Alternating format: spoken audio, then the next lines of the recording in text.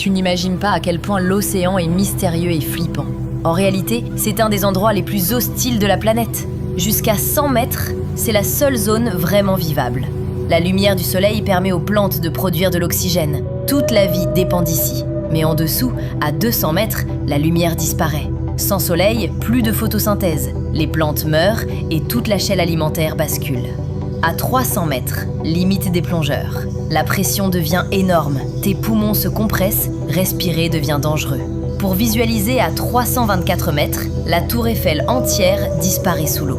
À 600 mètres, le cachalot chasse ici. Il résiste à la pression et coupe sa respiration. L'humain ne peut pas survivre à ces conditions.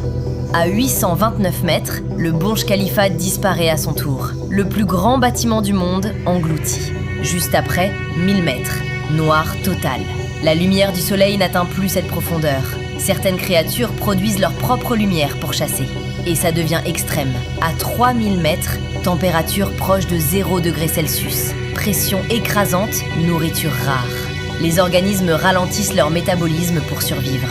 À 3800 mètres, on trouve le naufrage du Titanic. À cette profondeur, la pression dépasse 300 fois celle de la surface. Des bactéries rongent le métal. L'épave disparaît lentement et pourrait disparaître d'ici 2030. Et on continue. À 4000 mètres, c'est la zone abyssale. Une des zones les moins explorées de la Terre.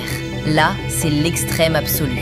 À 6000 mètres, les fosses océaniques. La pression est telle que seuls des sous-marins spécialisés peuvent survivre. Et au fond, à 11 000 mètres, la fosse des Mariannes. Tu prends le mont Everest, tu le mets dedans et il disparaît complètement. La pression dépasse 1000 fois celle que tu ressens à la surface. Et le pire, on connaît mieux la surface de la Lune que ses profondeurs de nos propres planètes.